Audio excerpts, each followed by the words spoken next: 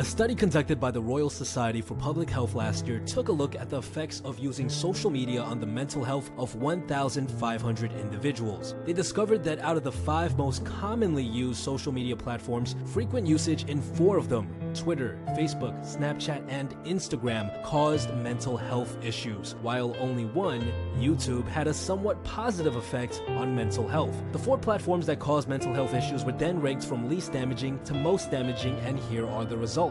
Twitter being the least, followed by Facebook, followed by Snapchat, and at the very bottom, the social media platform that messes with your head the most, Instagram. Now this brings up the question of, well, why? Why is Instagram the platform that causes the most mental health problems? And why is it that using social media platforms is ruining your life? And that's what we're going to talk about in today's video. See, the thing is, our brain is constantly collecting data about our environment without us really noticing it. It does this for a variety of reasons, such as making sure that we're not in danger or to see if there are any resources nearby. But one of the most important reasons it does this is to check and see where we currently stand in what's called the social hierarchy. See, within every social situation, within every environment that you find yourself in, whether it be at school, at work, or even at a nightclub, there is a hierarchy, a pyramid. The people at the top of this pyramid are the ones who have the most power, the ones who are the strongest, the wealthiest, the ones with the most influence. Now, our brain determines where people stand on this pyramid by primarily looking at visual cues. We look at someone's physique,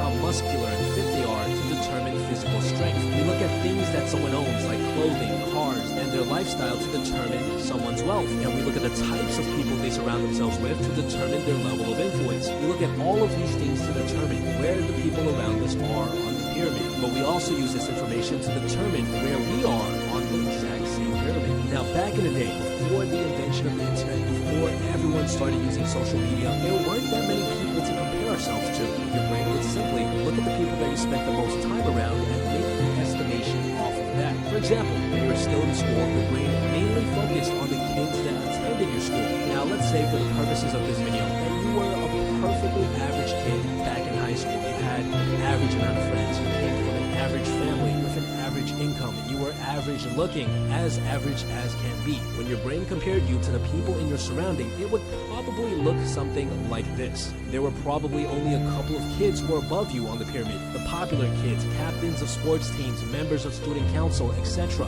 But to be honest, there really weren't that many. Maybe only 5 to 10% of the school population. At the same time, there were probably also a couple of kids who were below you on the pyramid. Kids who didn't have any friends, who had a hard time socializing. These kids probably made up about another 5 to 10% of the school population. The remaining 80% of the school population were people who were pretty much average, just like you.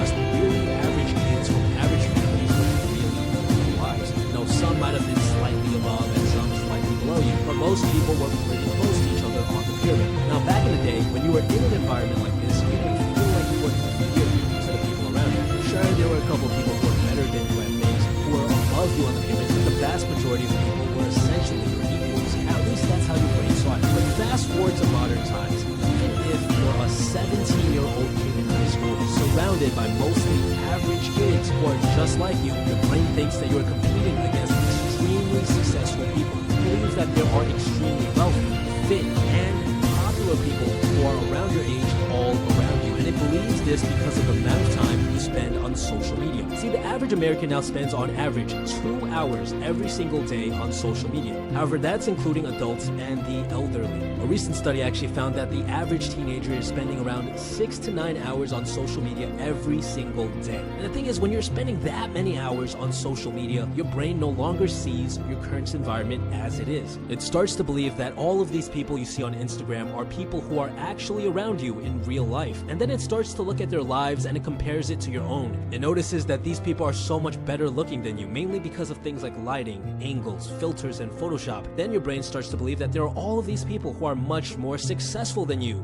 wealthier than you. It sees people your age driving fancy cars, going on exotic vacations, wearing expensive clothes, and then your brain starts to believe that there are all of these people living happier lives than you. Hundreds and hundreds of pictures smiling, as if every single second of their lives were filled with bliss. By spending this much time on social media, you trick your brain brain into believing that you are no longer average, that you are no longer somewhere in the middle of the pyramid. It starts to believe that you are actually in the bottom 5%. Instead of having just a handful of people who are above you, your brain starts to believe that most people in the world are above you. The bar is raised almost impossibly high. It seems like everyone is living close to perfect lives, and you're just here living an average one. The more time you spend on social media platforms like Instagram, the lower and lower on the pyramid you start to believe you are. And that's where all of the mental health problems stem from. See, the bottom of any social hierarchy is not a good place to be. This applies to humans and most other mammals. If you're at the bottom of the pyramid, it means you are one of the least valuable people in the group. It means that nobody cares about you. It means that you're expendable. This increases your levels of anxiety drastically. It causes things like insomnia, panic attacks, depression, and addiction because you can't relax when you're at the bottom. It's like coming up second to last place on one of those reality TV shows. One more mistake and you're dead. How can you relax and enjoy life when you believe you're hanging off the cliff with just a couple of fingers? Now, of course, this isn't real. The truth is you're probably not at the bottom of the social hierarchy. Most people around you live very average lives. You're most likely somewhere around the middle of the social hierarchy in your environment, but your brain doesn't know that because you're spending 6 hours every single day in a fantasy world, a world filled with models, Lambos, vacations, and endless smiles, a world that literally no one can compete with. Even the most successful people in the world can't compete. No one is happy every single second of their day, as their pictures will like to have you believe. And that's why social media platforms like Instagram are ruining your life, because they force you into thinking you have to compete against a huge group of imaginary people that you can never beat. This episode was brought to you with the help of the guys at Brilliant.org. Instead of spending hours every single day making your life worse by using social media, it's much smarter to spend your time learning about things that will eventually help you down the line. Brilliant.org is a perfect place to do just that. You can learn about subjects such as problem solving, math, logic, and other useful topics that will help you accomplish more in life. What's great about them is that they don't just make you regurgitate facts and memorize them. They employ a much more hands-on approach. My favorite course right now is The Joy of Problem Solving. I'm a huge advocate of the fact that in order to succeed in life, you need to be good at solving the problems that come your way. If you want to do something now that will definitely help you in the future, then I suggest you go to brilliant.org/improvement pill to sign up for free. The first 200 people to click on the link in the description box below will also get 20% off their yearly plan. So act fast, guys. Besides that, guys, stay tuned.